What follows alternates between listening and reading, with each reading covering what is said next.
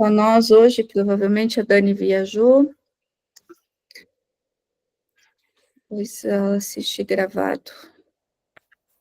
Eu falei, Marcos, no início que eu enviei lá de novo no grupo o link, é o mesmo, só que só atualizei, aí para quem deixou lá para cima, não achou mais, tá o mesmo material. Aí eu fui colocando ali agora o trecho do livro, tipo parágrafo, e daí a explicação ou reflexão. Legal. Aí, parágrafo e reflexão. Dá para quem não tiver livro pode acompanhar por ali, e quem tiver também quiser para a gente vendo as referências ali, tá bom? Então, hoje nós começamos na história de Sofia, né? Que Maria pediu para ouvir a história dela. Vamos lá. A história de Sofia e Jesus.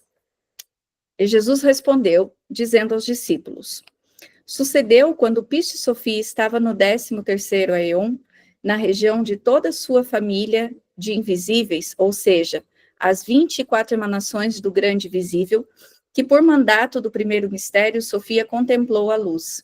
Ela viu a luz do véu do tesouro da luz e desejou chegar a essa região. Embora não pudesse alcançá-la, porém deixou de realizar mistérios do 13º Aeon e cantou louvores à luz das alturas, que tinha visto na luz do véu do tesouro da luz. Então sucedeu que quando ela cantava louvores,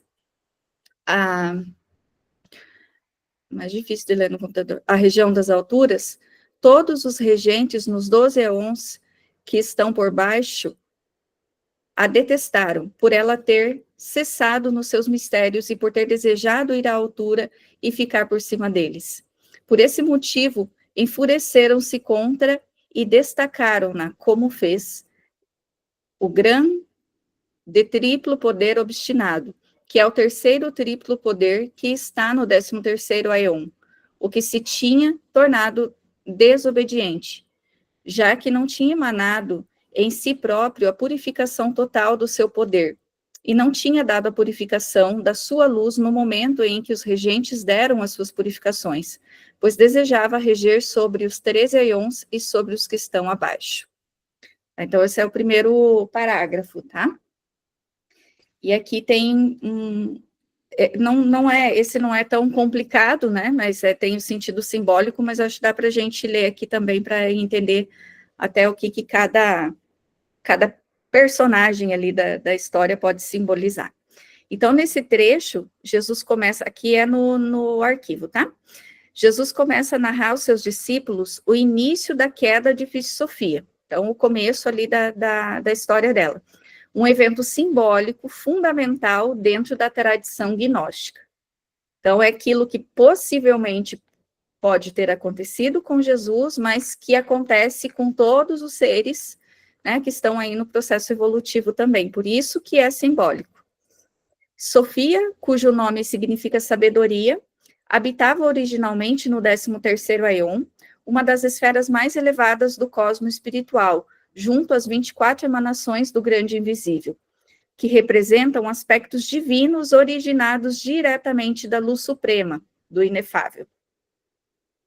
Em um momento de intensa contemplação, né, de observação, o contemplar nesse sentido aqui de expansão de percepção, né, não só o de, ai, que lindo.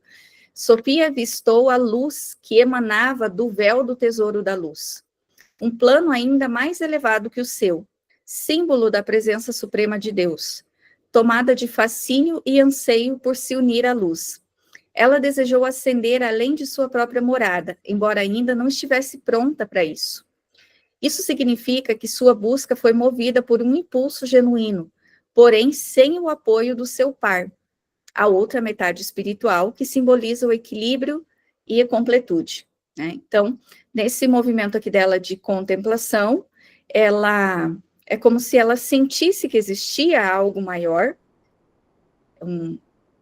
esse anseio que talvez todos nós carregamos por encontrar o divino, ou por ter essa elevação de consciência, né? Que lá no fundo a gente sente esse anseio.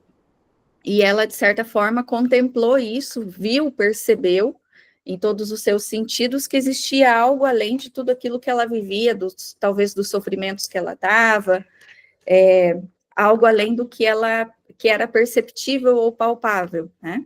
E aí ela começou a observar tudo que estava além, então.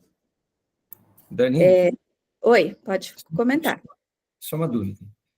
Então, Sofia, ela habitava aqui, então, esse 13º Eon, que é um plano abaixo do tesouro de luz, do pleroma, né? Então, ela Uhum, almejava subir de categoria, subir de plano. Mas, e daí ela estava separada da contraparte dela, que é Jesus, né? uhum. Isso fica confuso, porque Jesus, ele já estava no tesouro de luz, aonde estava Jesus? É porque aqui Jesus ele não está simbolizando o Cristo, ele está simbolizando a nossa parte iluminada, Uhum. o ser consciencial elevado, né? Então, é Jesus como símbolo de onde poderia chegar ou do que ela pode desenvolver. E separada era no sentido assim, porque não existe uma separação. Hoje, por exemplo, nós estamos muito mais conectados com o ego, com o corpo, com a matéria, do que com a nossa consciência espiritual, com o ser espiritual que habita em nós, né? Que é a nossa natureza. E daí, nesse sentido, a gente está separado, mas não separado no sentido literal, de não ter uma conexão, né? Talvez distante simbolicamente, se conectar energética, vibracional, mas não desconectado totalmente, né? Então, esse Jesus aqui, acho que só para elucidar bem a sua pergunta, ele não é o Jesus personalidade que a gente vê em outros momentos. Lembra que tem dois Jesus, o personalidade, tem esse que aparece como símbolo de elevação. E ainda tem Cristo, né? Que é outra questão. Então, ele está simbolizando isso. Aqui. Então, aqui ela avistou a luz, né? Tomada de fascínio e anseio por se unir a essa luz. Desejou ascender além da sua própria morada. É como se fosse aquele movimento que a gente sente. Eu acho que já é uma coisa que, claro, numa fração muito menor, mas nós vivenciamos nessa esse desejo de ser melhor, de ser mais, de ter mais paz espiritual, de elevar a nossa consciência, né, de estar nessa conexão. Então, foi isso, de certa forma, que a gente pode dizer que simboliza ali esse momento dela. E aqui, Marcos, outra coisa para fazer também um trocadilho, né? É como se fosse Jesus, a personalidade, que não tinha esse nome, ainda nas suas personalidades inferiores, como nós, por exemplo, né? Que ainda estamos aqui desenvolvendo o nosso caminho evolutivo. Então, a gente pode usar como símbolo também, metaforicamente, né? Que era Jesus ainda sem evoluir. Ele ansiava por Então, isso, mas foi antes da iniciação de Jesus, que foi após o desencarne dele, né? isso. Não, aqui foi bem antes. Uhum. No período mesmo onde, pelo menos em alguns momentos ali no livro, cita essa possibilidade, não afirma nenhum momento, né? Mas é que a personalidade de Jesus, que foi João, Antônio, José, em outras encarnações, é como se a gente conseguisse fazer uma referência com a Sofia, que ela é a personalidade ainda engatinhando lá e vislumbrando que poderia chegar, né, a lugares mais elevados, assim como nós. É como se a gente comparasse Jesus com a nossa, com como nós estamos agora, percebendo, já tendo discernimento sobre as questões do alto e ainda contemplando. E daí aqui o tempo é totalmente diferente, né? Porque ela contemplou e na contemplação ela já deu um salto, mas obviamente esse salto é todo um processo. Dá para entender exatamente isso, porque na encarnação de Jesus, houve uma aproximação desse feminino, né? Sofia. Uhum, Mas o Javé, o Yavé, esses deuses mais mais históricos, né, antes da vinda de Jesus, eles eram mais distantes desse feminino, né, desse lado. Uhum. Então, essa separação ocorreu há muito tempo, né. Sim, realmente. Uhum. Quando ele estava ali na personalidade de Jesus, de Nazaré, ele já estava, né, numa condição bem mais desperta, transformada, na verdade, né? Então, por causa desse desejo, ela desviou-se do mistério que lhe era próprio, ou seja, abandonou o papel que cabia em sua região espiritual. E passou a cantar louvores à luz suprema como um chamado de retorno à origem divina. Então, é como se ela vivesse ali na terra dela, no mundo material dela, mas ela ansiasse por esse lugar, por essa transcendência, né? E ela começou a cantar louvores. Depois a gente vai entrar na parte dos louvores que Sofia cantava. É como se fosse uma busca, ela estava ali vibrando e ao encontro dessa luz, vivendo talvez no mundo material, simbolicamente, mas já contemplando possibilidades de evolução, né? Dá a impressão que ela mantinha a fé, ela não tinha, talvez, o pistes antes da sabedoria, né? Uhum. Mas a impressão que a fé ela nunca perdeu, né? Sim, isso mesmo. Uhum. Ela sentia no fundo esse acreditar que a fé nada mais é do que isso, né? E buscava através disso essa contemplação, como se fosse, ou como se fosse não, como era a forma dela se conectar então com o plano superior, né? Com as Uhum. regiões espirituais superiores. E aí é que é interessante, é o chamado de retorno à origem divina, né? É como aquele chamado que a gente tem da alma, que cedo ou tarde acontece com todos nós, em vários momentos da nossa vida, uns com mais intensidade por estarem prontos, outros menos, porque é como se a gente sempre fosse fluir para onde a nossa natureza vai nos levar. Como um rio vai fluindo, uma hora ele vai chegar no mar, independente dos caminhos, com que rio ele cruza, ele vai cair no mar.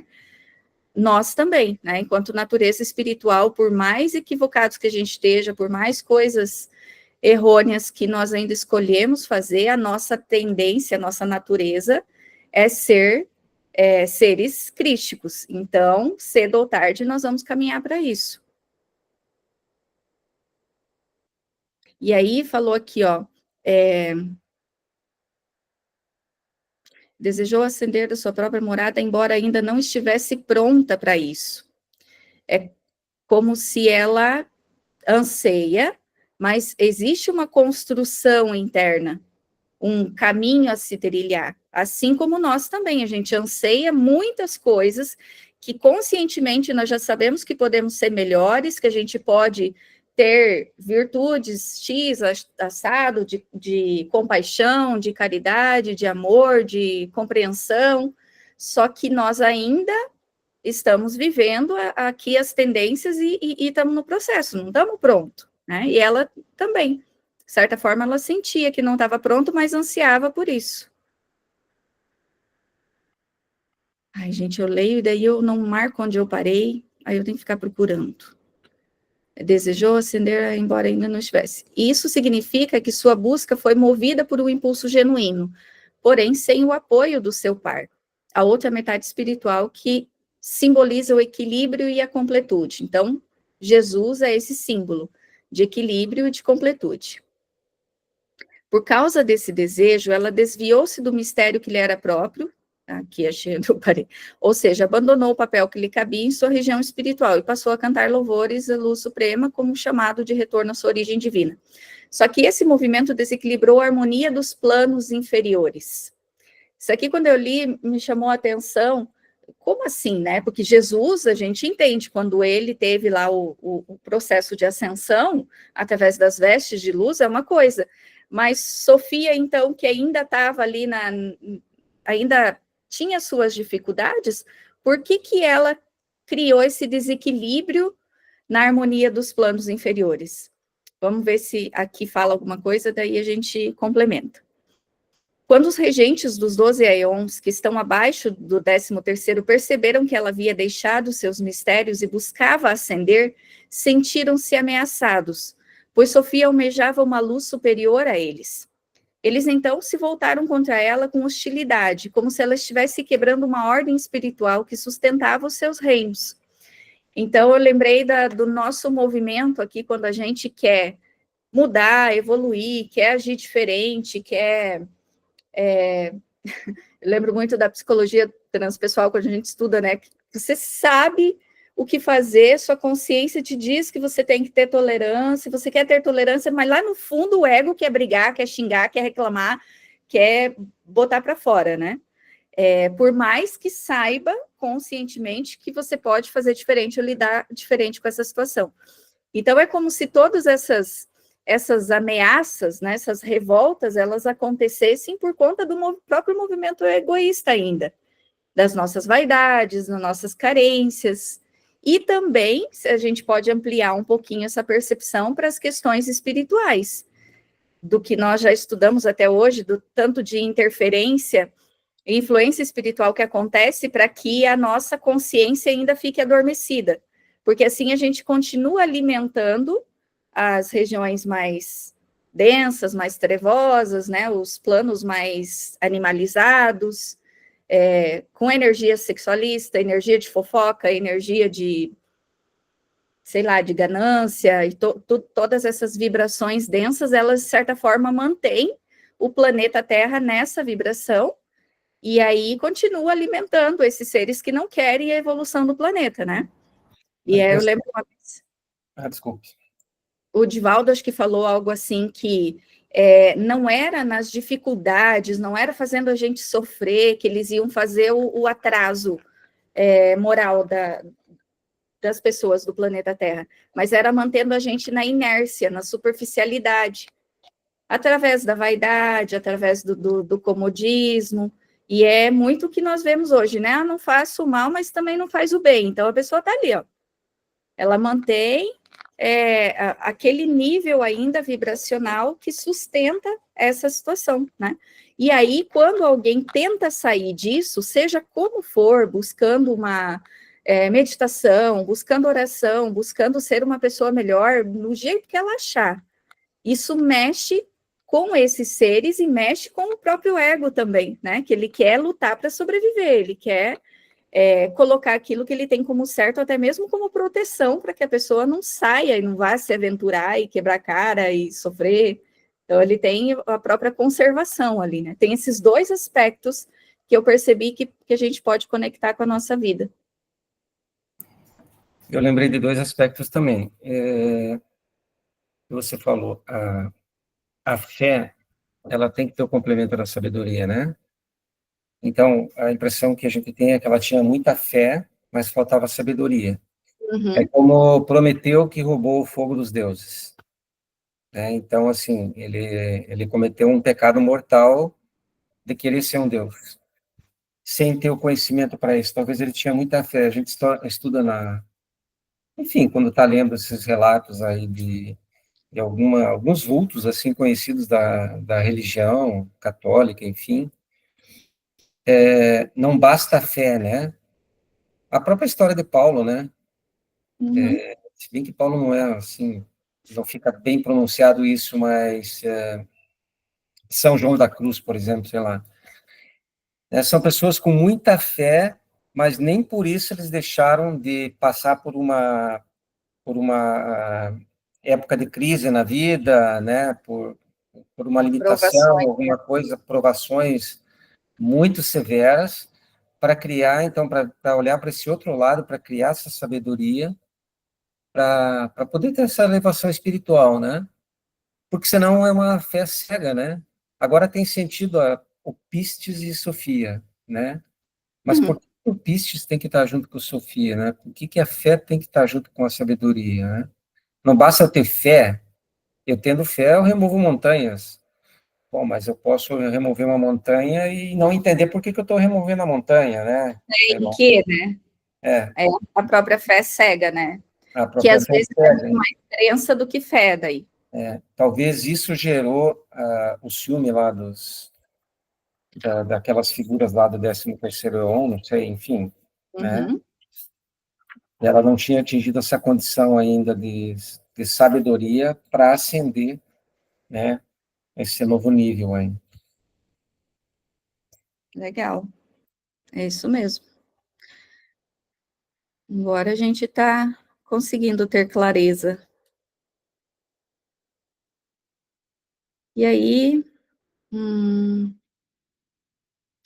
por causa desse desejo, ela desviou-se do mistério que lhe era próprio, ou seja, abandonou o papel que cabia em sua região espiritual e passou a cantar louvores de luz suprema, como um chamado de retorno à origem divina. Só que esse movimento de que a gente, estou de novo lendo o que eu já li. Vou marcar aqui agora.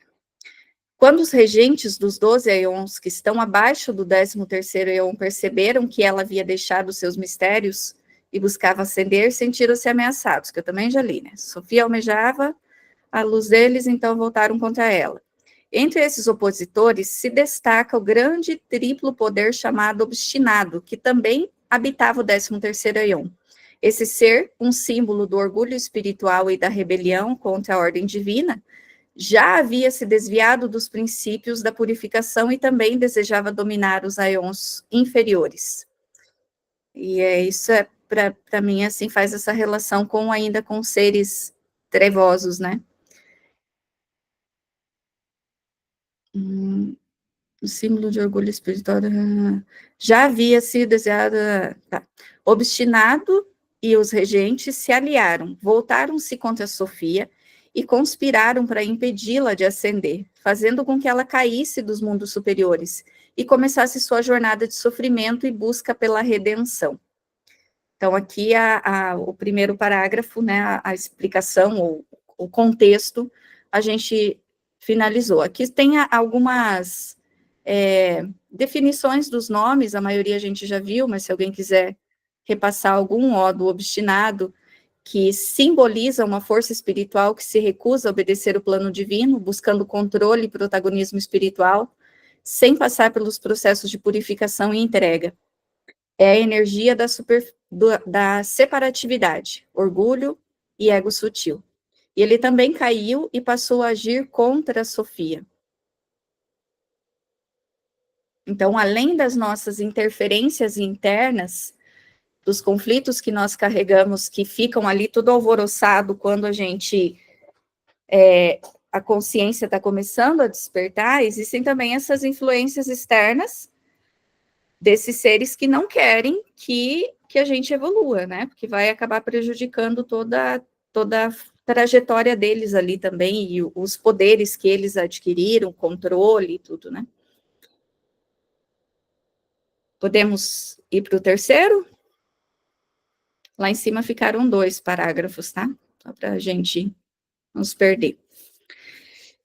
Então, sucedeu que quando os regentes dos 12 Eons estavam enfurecidos contra a Sofia, que está por cima deles, e a detestaram sobremaneira, que o obstinado, o grande triplo poderoso, de quem vos falei agora, se uniu aos regentes dos 12 Eons e também se enfureceu contra a Sofia e o odiou excessivamente por ela ter pensado ir à luz, que está mais acima dela, e emanou um grande poder com o rosto de leão, e dele, fora da sua matéria, emanou uma hoste de outras violentas emanações materiais, e enviou as regiões inferiores, as partes do caos, a fim de que ficassem aí à espera de Sofia, e lhe retirassem o poder por ela ter pensado em ir à altura que está sobre todos eles, e mais ainda, por ter cessado de desempenhar o seu mistério, lamentando-se continuamente e procurando a luz que havia visto.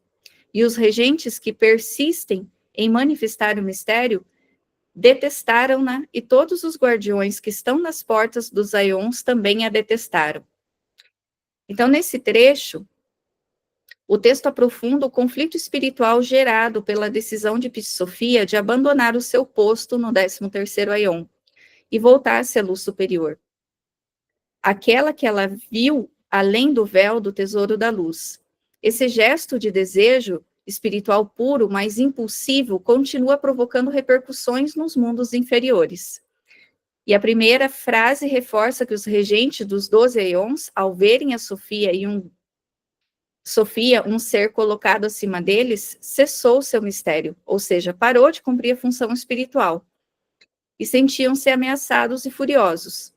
Essa fúria pode ser entendida como uma perturbação na ordem cósmica. A rebelião de Sofia criou instabilidade nos níveis inferiores do universo espiritual, como se o equilíbrio estivesse sendo rompido. Então, até nos níveis inferiores existe equilíbrio. E aqui aparece novamente o obstinado, um dos 3 grandes poderes triplos, figura que representa a energia da rebelião orgulhosa, a força do ego não purificado. Ele já havia se desviado dos desígnios da luz anteriormente. E agora vê em Sofia uma oportunidade de ataque, pois ela também se deslocou da sua ordem original. O obstinado, incomodado com o desejo de Sofia por algo mais elevado, une-se aos regentes dos Aeons e decide sabotá-la espiritualmente. Como que isso acontece? Ele emana um poder com rosto de leão, que é um símbolo muito importante que representa força, orgulho, brutalidade, domínio espiritual hostil. Esse poder gera várias emanações materiais violentas, ou seja, energias densas, ilusões, sofrimentos, que descem às regiões inferiores do caos e ali aguardam a chegada de Sofia. Então, eu fiz uma referência ainda com as questões que a gente vive, dos próprios desafios, né? Que é aquela coisa, se você pede paz para Deus e espera que vai vir uma baldada de paz na paciência, mas vem na cabeça, mas vem um monte de desafio para você desenvolver essa ciência da paz, né? Então, é como se, aquela velha história também, nossa, a gente começa a querer melhorar, parece que tudo piora, porque as tentações, elas parecem aumentar, e realmente, assim, é como se ficasse tudo muito mais evidente, tudo mais intenso, mais desafiador, para ser superado mesmo, né? Gente, só vou abrir o portão aqui, que meu cachorrito chegou. Oi, põe ele para dentro para mim. Obrigada.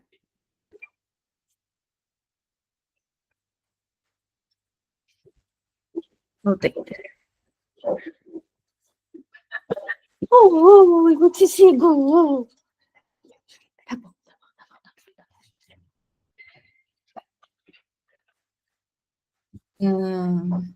Tá.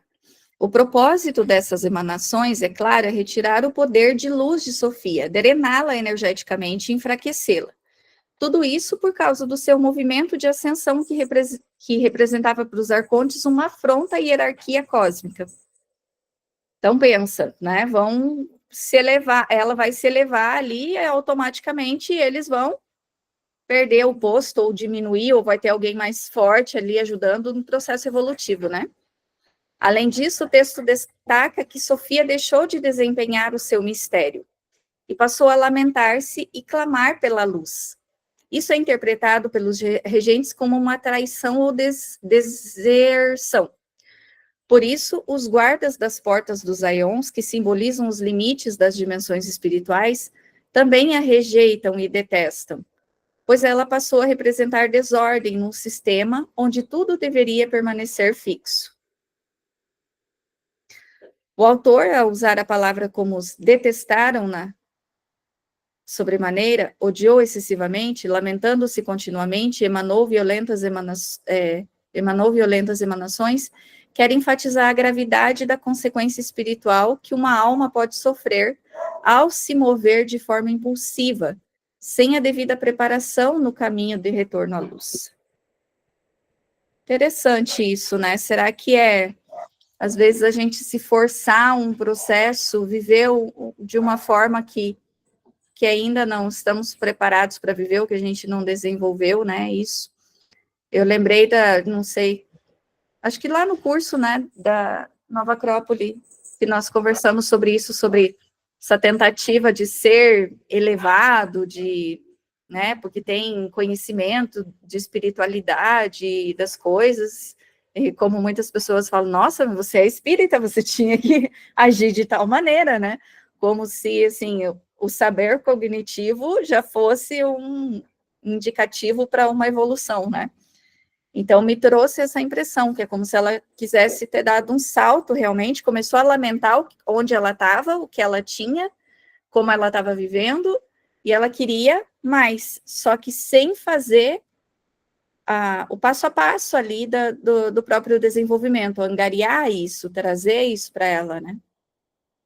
Estava ouvindo até um vídeo falando sobre isso, sobre a questão da lei da atração, que é bem isso que a gente também tem o conhecimento, busca, mas internamente ainda não está conectado, não está pronto para que as coisas possam acontecer, né? Aí aqui tem mais informações complementares, ó. São entidades espirituais que governam os planos inferiores, os regentes. Acho que já, isso aqui a gente já viu também, do obstinado, o rosto de leão. É um símbolo ambíguo. Por um lado, representa realeza e força. Por outro, aqui representa ferocidade espiritual, arrogância e dominação. Esse poder com rosto de leão é o guardião do caos e devora a luz das almas que caem. Interessante, né? Aqui no 200 e no 201 também tem alguma coisa interessante para a gente ler. É? Uhum. No livro? No livro. Que Uhum. justifica essa queda dela, né? Vamos ver, então. Compara essa situação com o sistema valentiniano, em que Sofia gera, sem seu par, bem como os comentários sobre Yadabaô, em que Yadabaô gera sem uma fêmea, assim como Sofia havia gerado sem um macho. O egoísmo e a cupidez de Sofia cega pela ignorância a ponto de confundir a luz da matéria com a luz do alto. São causas da queda da alma, pela qual esta pagará por um alto preço. Dá a impressão que ela não pode evoluir sem a contraparte dela, né? Uhum. Então, em função desse egoísmo e a cupidez, como diz aqui, ela tentou ascender sem a contraparte, que ele cita aqui como macho, né? E cita o caso desse valentiniano aí também, que eu não sei o que é, o par fêmea, né? Então, a impressão que dá é que, assim, a alma, ela tem que ser completa, né? Ela tem que ter essa completude, ela não pode ser separada, ela não pode ser dividida, ela tem que ser una para poder ascender. Uhum. Ter essa conexão, né? E no momento ela estava ainda separada, porque ela não tinha se envolvido. E aí aqui simboliza, né, como vários aspectos, várias nuances, mas também a gente pode relacionar o feminino com Sofia, aliás, com Pistes, e Sofia, a sabedoria, né, a consciência com o masculino, o desenvolvimento, ou Sofia e Jesus. Então, é uma referência de buscar essa completude, não que um é maior que o outro, mas é a conexão e a junção dos dois, né, como o Yin Yang traz para a gente, para que o ciclo realmente aconteça.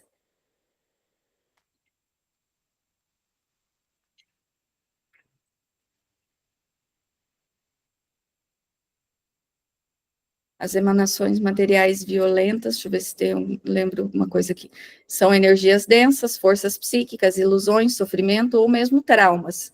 No simbolismo gnóstico, isso representa os obstáculos internos que se manifestam quando uma alma tenta ir além da sua consciência atual sem estar madura. Então, essas emanações tornam forças internas que aprisionam a alma. Culpa, medo, orgulho, vergonha, o auto-engano, todos os movimentos egóicos que a gente ainda mantém, né? Que a gente ainda carrega dentro desses conceitos. Vou colocar mais um ali para a gente ler.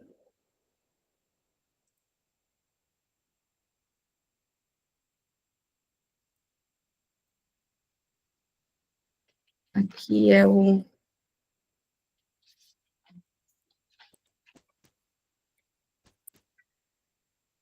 quarto parágrafo.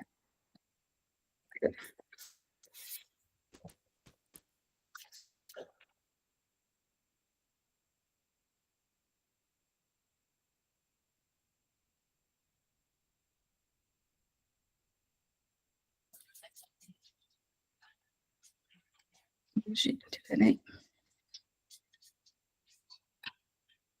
Meninas, algum comentário, compreensão?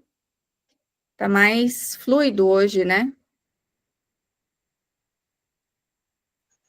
E você consegue meio que entender, né, com a nossa vivência do dia a dia, que toda Uhum. vida que você tenta sair do status quo, seus mesmos familiares, seus parentes, seus amigos, ficam lhe questionando, né? Por que você está fazendo isso? Está perdendo seu tempo? Para que isso? Você meio que se identifica, assim, o macro e o micro. Né? Tá mais fácil de entender. Dá uma pequena felicidade que você, gente, eu não estou tão perdida assim, estou começando a entender aos poucos. É verdade. Então, vamos para o quarto, ver se já atualizou aí para vocês no... Senão, eu posso compartilhar a tela aqui com o conteúdo. E sucedeu, desde então, por mandato do primeiro mistério, que o obstinado, o grande triplo poderoso, que é um dos triplos poderes, perseguiu Sofia no 13º Aion, a fim de que olhasse para as partes inferiores, para que visse na sua região o seu poder de luz, com rostos de leão e muito mais para além dele, e fosse essa região para que a sua luz pudesse ser-lhe suprimida.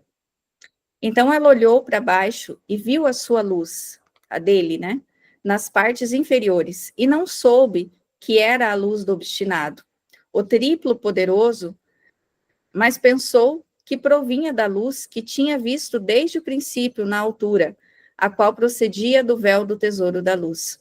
E pensou para si mesma: irei a essa região sem o meu par, e tomarei a luz, e em seguida moldarei aions de luz, para poder ir à luz das luzes, que está no alto das alturas. Então, nesse ponto do relato, nós vemos um movimento crítico na história de Sofia, a sua queda espiritual que começa a tomar forma, então. Então, ela saiu daquela contemplação, do anseio em se elevar, né, fez toda a bagunça ali, toda a movimentação dos planos que estavam estáveis ali, e aí teve uma interferência, ali simbolizada pelo cara de leão, para que ela caísse. Então, a queda dela começa. E ela ainda se encontra no 13º Aion, um plano elevado da criação, mas vulnerável, pois já está separada do seu par, ou complemento divino, o que significa que está agindo por conta própria, movida por um desejo individual. Me traz a sensação, assim, da própria encarnação, né, de viver ali a experiência reencarnatória, ou não obrigatoriamente, né, mas só uma percepção. E o obstinado, aquele ser que representa a rebelião espiritual, a vaidade, a falsa luz, passa a persegui-la deliberadamente. Ele quer desviar a sua atenção para as partes inferiores, ou seja, para as regiões mais densas da existência, onde suas armadilhas estão preparadas. Ele cria uma ilusão de luz, algo que brilha e atrai, mas não é verdadeiramente luz divina. Eu me lembro desse trecho aqui, das vezes que a gente tenta participar de alguma coisa, ir numa palestra, se dedicar a algum movimento, e quantas vezes já aconteceu comigo e outras pessoas relatam, gente, eu marco de fazer, aparece uma visita, ou tem uma festa, ou qualquer outra coisa que chama a pessoa para desviar, e geralmente é uma coisa prazerosa, não é algo assim, tipo, né? É uma coisa que complementa para um outro lado. Você fica, nossa, como é que eu vou trocar isso por isso? E acaba tendenciando para aquela falsa luz que chama ali, para que a gente vá deixando, né? E, se tem outra oportunidade de ir, então hoje eu vou fazer tal coisa, ou uma oração, uma leitura, um gesto, não sei, são tantas pequenas coisas que a gente pode observar no nosso dia a dia que que acontecem os influências da queda, né? E aí isso aconteceu com ela ali. Então, ela teve um tombo gigante ali, porque se conectou, de certa forma, foi influenciada por essa luz. E Sofia, ao olhar para baixo, vê essa luz ilusória e confunde com a luz verdadeira, que antes tinha vislumbrado no véu do tesouro de luz. E com boa intenção, mas com discernimento ainda limitado, ela acredita que pode descer, tomar essa luz para si e criar novos éons de luz. Ou seja, ela pensa que pode, sozinha, realizar um plano divino, subir ainda mais por seus próprios meios, sem seu par, sem o equilíbrio completo. Muito interessante a ilusão. Na psicologia transpessoal, a gente estuda o ego e os movimentos mascarados, né?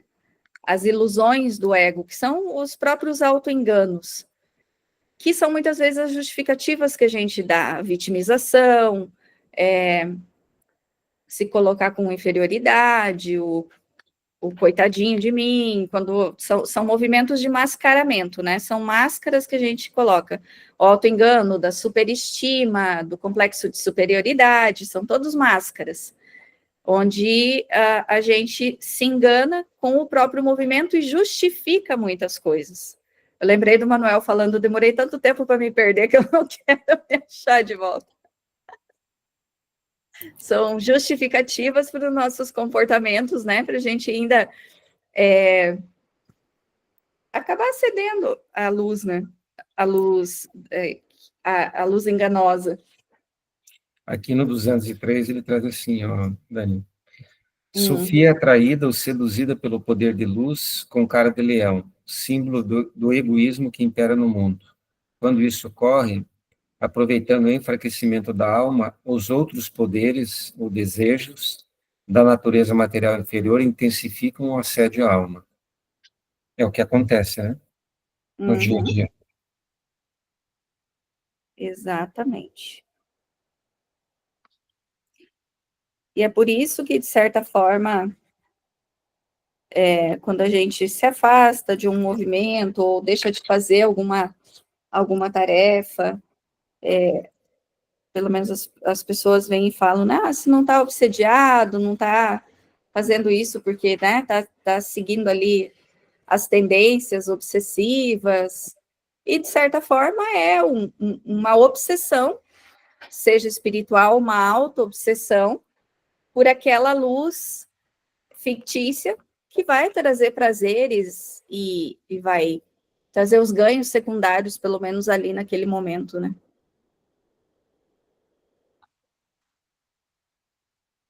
Legal essa definição dele aqui. E aí aqui, deixa eu ver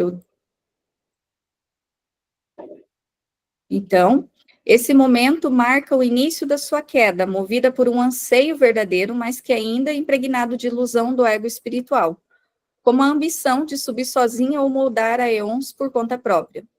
Ela desce aos planos inferiores, não sei. Ele estava aqui agora. Ele estava aqui agora. E é lá que sua luz será sugada e que ela será aprisionada, entrando em um ciclo profundo de arrependimento, dor e purificação.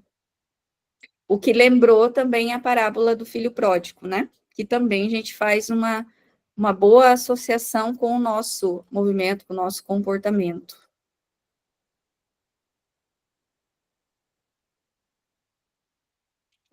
Ver se tem mais alguma coisa aqui complementar no livro também. Se tiver, você pode sinalizar aí, Marcos.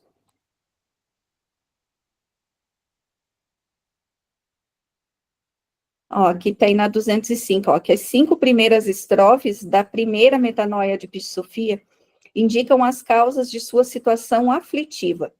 Inocência, ignorância, que ocorre na ausência de conhecimento, falta de discernimento, ao confundir o poder do egoísmo com a luz do alto.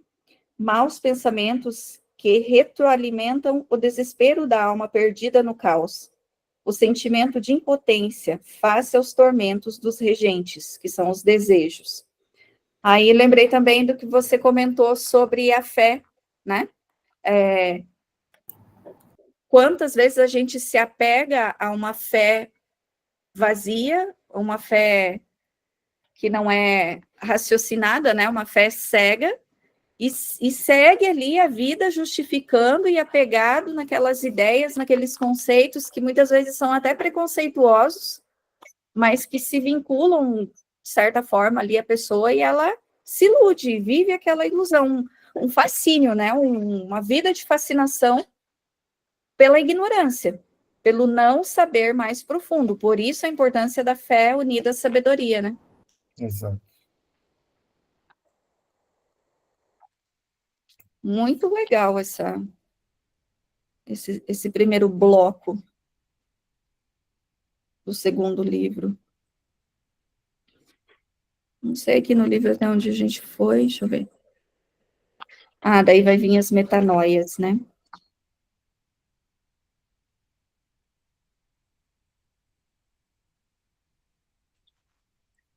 No livro estarei no 32, página 104.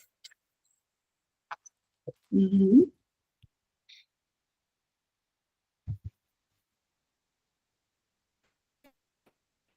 Daí aqui, depois, acho que a gente podia deixar para o próximo, porque vai entrar nas metanoias, daí abre e é bem longo, ó. Sim. Abre um outro leque de compreensão, né? Se essa daqui nós conseguimos entender com clareza e fazer essas associações, que é o mais importante, né? Compreender esses movimentos que a gente vem fazendo. Então, aqui, fim no dia 26 do 5. Eu não esqueci. Algum complemento, algum comentário, alguma pergunta? Compreendido? Então, nós entendemos como que foi ali o movimento de contemplação de Sofia, e daí os motivos da queda, e aí no próximo, então, a gente vai ver ali as metanoias, que são os processos de transformação. Né? Legal. Está começando a fazer sentido. Viu? A gente ia conseguir.